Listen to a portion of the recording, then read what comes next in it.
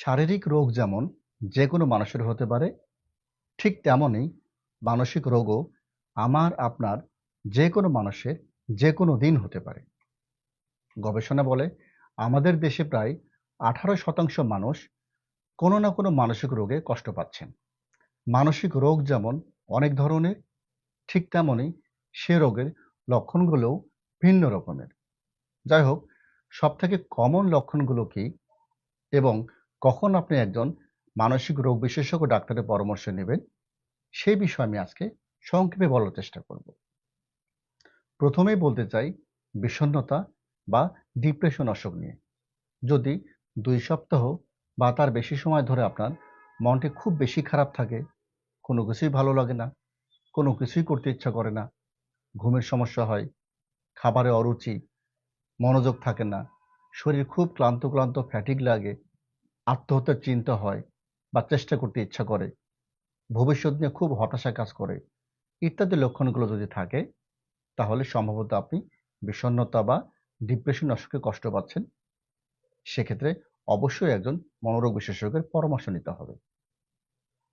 যদি আপনার দৈনন্দিন সব বিষয়ে খুব বেশি টেনশন হয়, উদ্বিগ্ন হয়ে যান, কোনোভাবে টেনশন বা অ্যাংজাইটি কমাতে পারেন না, যদি মনোযোগের সমস্যা হয়, মেজাজ খিটখিটে হয়, ঘুমের সমস্যা হয়, প্রায় সময় ঘাড়ের ব্যথা করে, ইত্যাদি সমস্যাগুলো যদি থাকে, তাহলে সম্ভবত আপনি জেনারেলাইজড অ্যাংজাইটি ডিসঅর্ডারে কষ্ট পাচ্ছেন। সেক্ষেত্রে চিকিৎসার প্রয়োজন।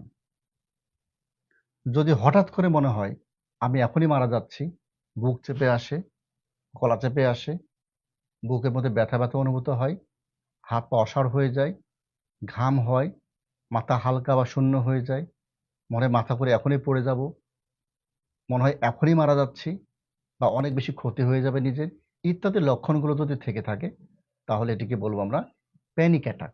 এবং এই প্যানিক অ্যাটাক যদি আপনার প্রায় সময় হয় বা বারবার হয় এবং এই প্যানিক অ্যাটাক হওয়ার ভয় যদি আপনি সবসময় থাকেন, তাহলে সম্ভবত আপনি প্যানিক ডিসঅর্ডার অসুখে কষ্ট পাচ্ছেন। সেক্ষেত্রে অবশ্যই একজন সাইকিয়াট্রিস্ট দেখাতে হবে।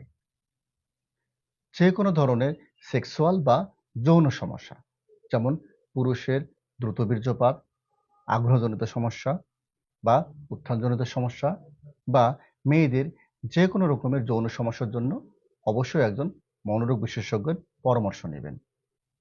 যদি আপনার একই চিন্তা বারবার আসে, আপনি চাচ্ছেন এই চিন্তাটা করব না, ফালতু চিন্তা, তবুও চিন্তাটা বারবার মাথায় আসে, বারবার যদি একই কাজ করেন, যেমন বারবার হাত ধোয়া বা অতিরিক্ত ধোয়া মোছা করা, বারবার ডাউট হওয়া, যেমন একটা কাজ করলাম কিনা সে বারবার চেক করা, দরজা লাগালাম কিনা বারবার চেক করা, ইত্যাদি বিষয়গুলো যদি থেকে থাকে, তাহলে এটিকে বলবো আমরা সূচিবায়ু বা অবসেসিভ কম্পালসিভ ডিসঅর্ডার, যা চিকিৎসায় ভালো হয়।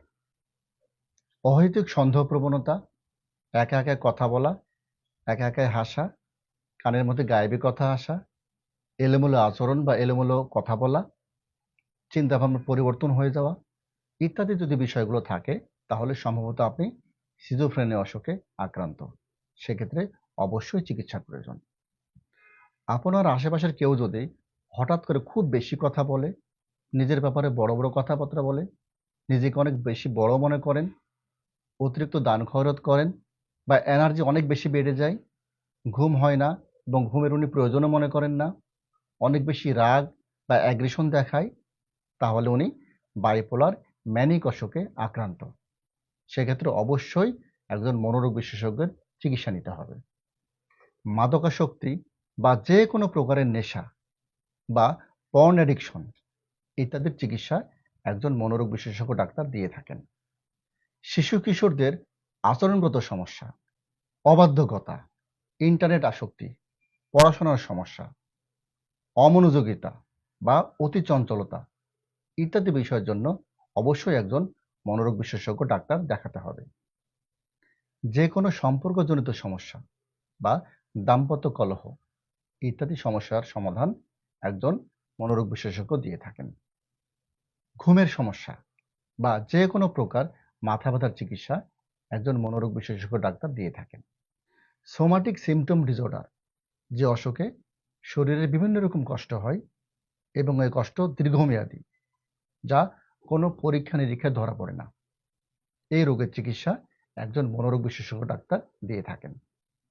বারবার অজ্ঞান হয়ে যাওয়া বা ফিট লেগে যাওয়া, হঠাৎ করে পরিবারের সদস্যদের চিনতে পারে না বা হঠাৎ করে অনেক ছোট বাচ্চাদের মতো আচরণ করে, একপাশে হঠাৎ করে অসাড় হয়ে যাওয়া, এই সমস্যাগুলোর চিকিৎসা একজন মনোরোগ বিশেষজ্ঞ ডাক্তার দিয়ে থাকেন। যে অসুখটিকে বলা হয় কনভার্সন ডিসঅর্ডার বা হিস্টেরিয়া। বয়স্কদের ভুলে যাওয়া রোগ ডিমেনশিয়া বা অন্যান্য যে কোনো মানসিক রোগের চিকিৎসা একজন সাইকিয়াট্রিস্ট দিয়ে থাকেন। আপনার এবং আপনার কাছের মানুষের মনের যত্ন নিন। ভালো থাকুন।